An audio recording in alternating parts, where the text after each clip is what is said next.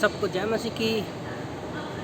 समझ के मार्ग में सीधे चलो, समझ के मार्ग में सीधे चलो। प्रभु का वचन कहता है नीति वचन अध्याय 9 वचन 6 में कि समझ के मार्ग में सीधे चलो। बी पार्ट में लिखा है।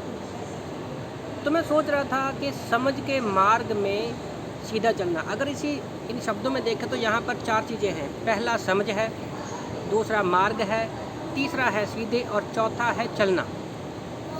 आज हर एक व्यक्ति जो है अपने आप को ज्ञानी समझता है।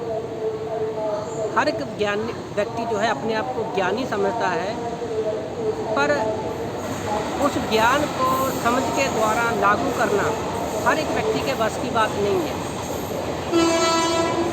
तो अगर हम बाइबल की बात करें तो बाइबल का ज्ञान आपको हो सकता है, पर क्या आप उसको समझ के द्वारा अपने जीवन में लागू करते हैं कि नहीं करते? जैसे मैं सोच रहा था कि समझ क्या है। प्रभु का वचन कहता है नीति वचन अध्याय 9 वचन 10 में कि परमेश्वर को जानना है ना, परमेश्वर का भय जो है वो बुद्धि की शुरुआत है, और परम परमेश्वर ईश्वर को जानना समझ है। पर नीति वचन 9:10 में लिखा है कि परमेश्वर का भय मानना बुद्धि की शुरुआत है, और परम परमेश्वर ईश्वर को जानना वो समझ है।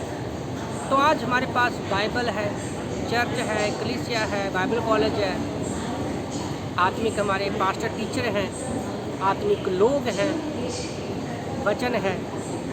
तो उससे क्या है, परमेश्वर का हमारे पास ज्ञान भी है और पवित्र आत्मा हमारे पास है। वो हमें समझ देता है कि कैसे हमें अपने जीवन के मार्ग में सीधे चलना है। क्योंकि कुछ लोग क्योंकि अगर मैं उस मार्ग के बारे में भी सोच रहा था। यीशु मसीह ने कहा कि अब तंग रास्ते से जाना पड़ेगा। जब हम यीशु मसीह के पीछे चलते हैं तो वो एक तरह का वन वे है, वापस आने का कोई चांस नहीं है। और उस तंग रास्ते पे हमें यीशु मसीह मिलता है।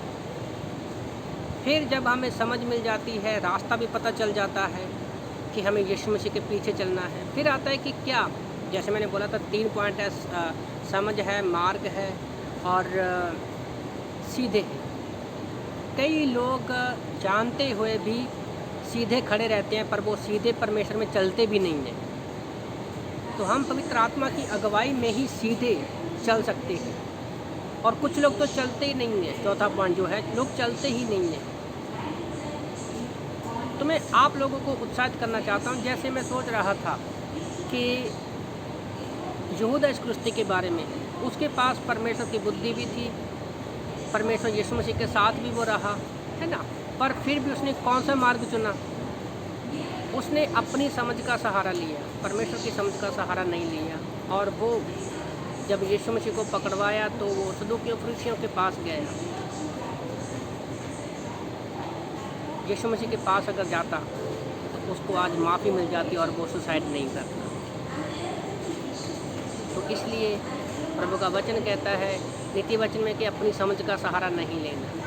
और हमारे पास आज बाइबल है, पवित्र आत्मा है, हमारे पास एक रास्ता है, मार्ग है स्वर्ग जाने का, अनंत जीवन का रास्ता है हमारे पास, है ना।